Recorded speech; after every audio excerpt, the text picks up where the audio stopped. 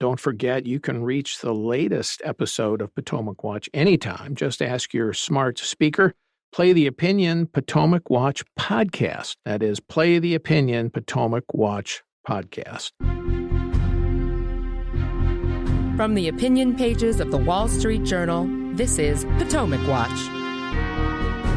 Welcome back. I'm Paul Gigot with the Wall Street Journal opinion page here on our Potomac Watch podcast, and I'm here with my colleagues Alicia Finley and Joe Sternberg. Alicia, just to close this section, let's talk about the political impact of the big decline in bond prices, which means the decline in mortgage rates, and the stock market boom, which means here this last couple of days, which has been coming along for quite a while. It's been a good year, which suggests no concern about a recession in the markets, number one, and also means that if you're looking at your 401k, it has a nice increase. What's the political impact on Biden in particular, who's been getting awful reviews and numbers with approval rating on the economy down in the low to mid 30s?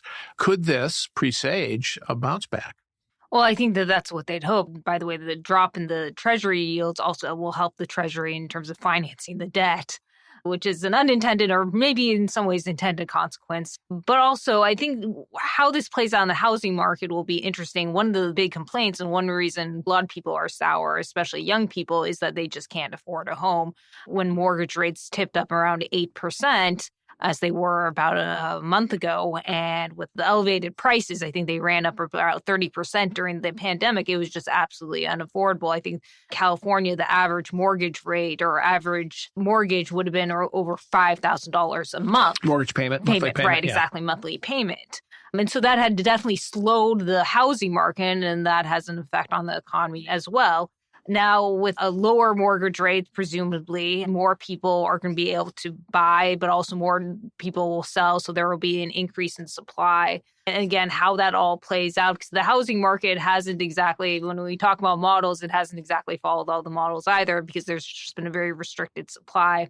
So that's kind of helped push up prices even as mortgage rates have increased. I guess my point is, in some ways, even though there's been a kind of easing, which you'd think might increase the prices of homes, they may actually drop a little bit as the supply of housing increases. I'm just thinking about the overall impact of inflation, because I think the fact of inflation and the price rises that have already taken place over the Biden presidency have been the root of the dissatisfaction with Bidenomics.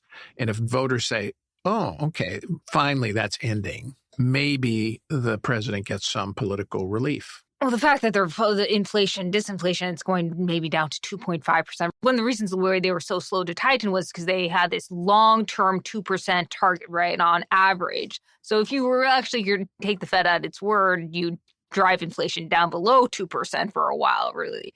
But so I don't think if consumers are going to be really happy just with these elevated prices where they are. I think they actually want to see some deflation. Well, you're only seeing some deflation in some goods prices. We're not certainly seeing that at all in the services economy, and not if you get on a jet plane or travel and rent a car or check into a hotel. Let's change to another subject, which is the climate conference in Dubai. This is, I think, close to an annual event, and it brings together all of the world's climateers. Irony alert, in the heart of fossil fuel country in the Middle East. But lots of hype here about the result of the meeting, where they seem to have been clapping themselves on the back for their conclusion and agreement that they're going to make a transition from fossil fuels. Let me read the exact language here.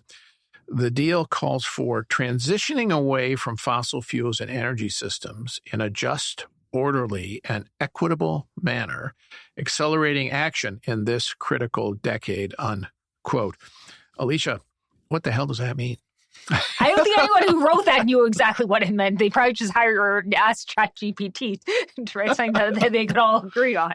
Again, it really doesn't commit to a fossil fuel phase out. It just means that we're all going to try to work really hard to reduce our emissions. But the nod to an equitable transition suggests that, well, the lower income countries and developing countries really don't have to work as hard as the wealthy countries. They're the ones who are going to have to take the brunt of the economic sacrifices. And of course, Joe, none of this commits anyone to actually reducing fossil fuels.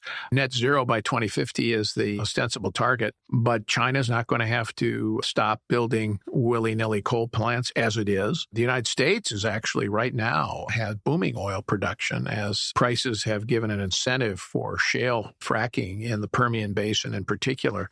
And the world shows no real desire, and by that I mean the democratic countries where, at least to some extent, voters get a say in policy decisions, no real interest in eliminating fossil fuels or paying the price for the policies that would be required to do so. Yeah, I mean, the basic fact of the situation is that developing countries aren't dumb enough to push forward with this kind of transition because they understand that they must continue burning fossil fuels in order to have the kind of reliable, cheap energy that they are going to need to lift their own people out of poverty in the years to come. And that is a much more acute problem for them than any sort of alleged climate apocalypse that might happen decades and decades in the future if it ever does. And meanwhile, democratic governments in developed countries are increasingly frightened of their own voters on this. I mean, I'm here in London right now around Europe,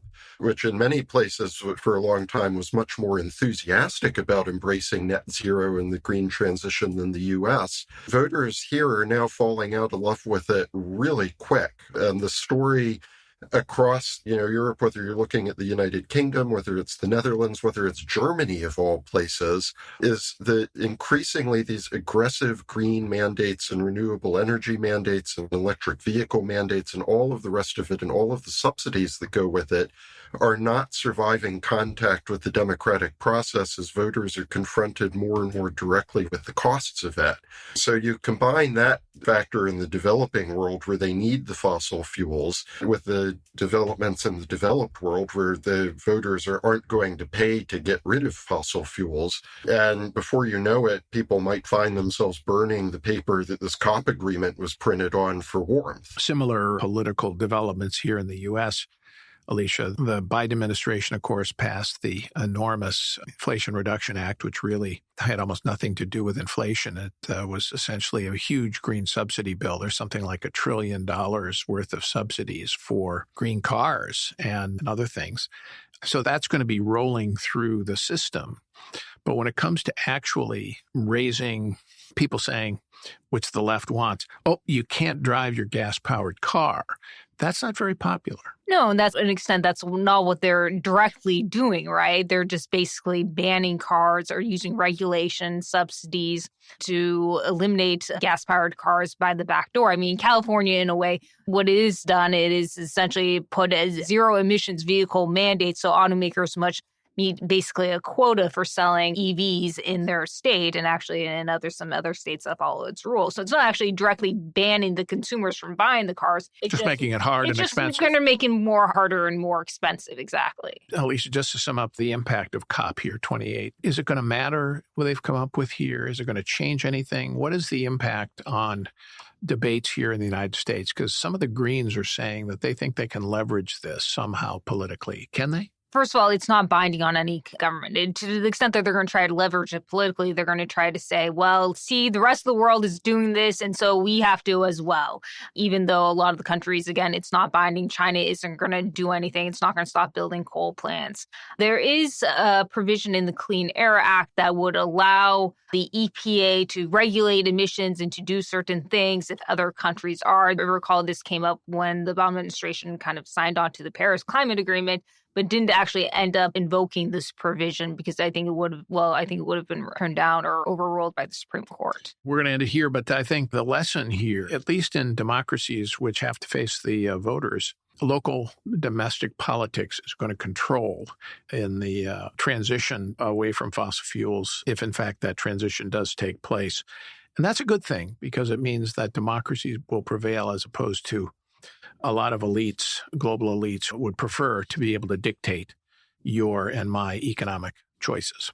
All right. Thank you, Joe. Thank you, Alicia. Thank you all for listening. We're here every day on Potomac Watch, and we will be here tomorrow as well. Thank you for listening.